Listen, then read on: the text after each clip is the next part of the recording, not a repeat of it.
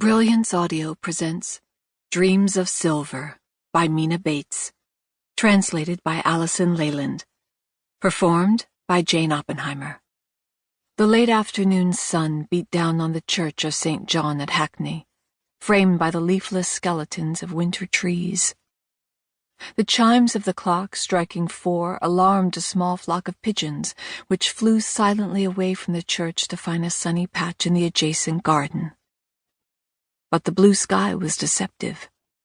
A biting wind blew over the rooftops of working-class Hackney, making its inhabitants shiver. In one of the simple houses on Sutton Place, a child sat cross-legged on the floor, listening to the sounds drifting in from the street below. A bent old woman in a winter coat was huddled outside the house opposite, talking to herself. They were changing shifts down at the docks, and a procession of workers, cigarettes hanging from the corners of their mouths, streamed by. As they passed the old woman, she ranted and raved. No one took the slightest notice of the child who appeared at the second-floor window.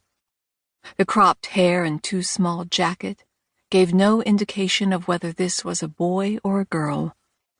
Only the fine, curved eyebrows suggested the latter. Frowning, the child watched a long-legged spider creep from a crack in the wall and make for her legs. She edged toward the spider, but it scuttled behind a threadbare curtain that divided her makeshift sleeping area from the combined living room and kitchen. A pot lid rattled, and her nostrils were full of the unpleasant smell of boiling cabbage.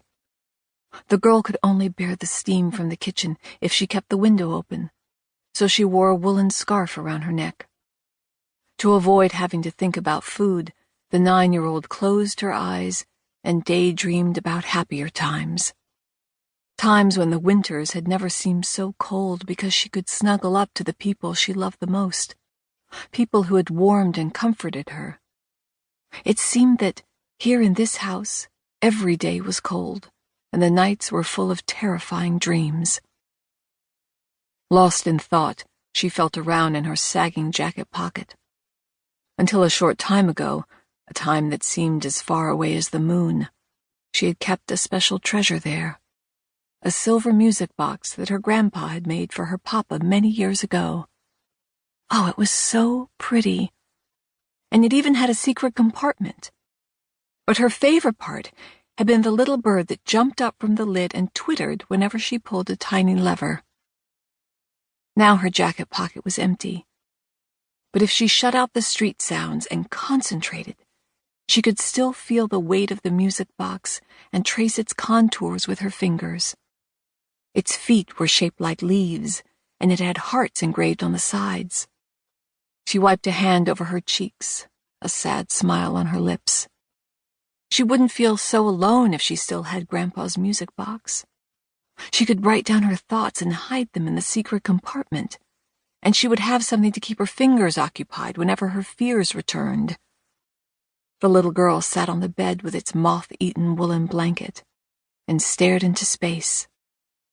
"My name is Emma, only Emma," she murmured. The rest was a big secret she must reveal to no one. Her father had made her promise. She couldn't remember Mama and him ever talking so urgently as they had that morning in Lübeck. She missed Mama, the most beautiful woman in the world. Papa had thought so too. She could still see him in her mind's eye, and she would never forget the way he'd cried when they parted. "Be brave, both of you. Look after each other. I'll come and fetch you as soon as I can." Not a day had gone by since without her standing at the window, waiting for her father's footsteps approaching the front door. He would have to be careful that no one saw him. The wind carried the voices of people talking outside, but her father's was not among them. Her lips pressed together in a thin line. She turned from the window. "My name is Emma," she whispered again into the icy air. "Only Emma." Her father's voice echoed in her mind. "We'll be back together soon, my darling."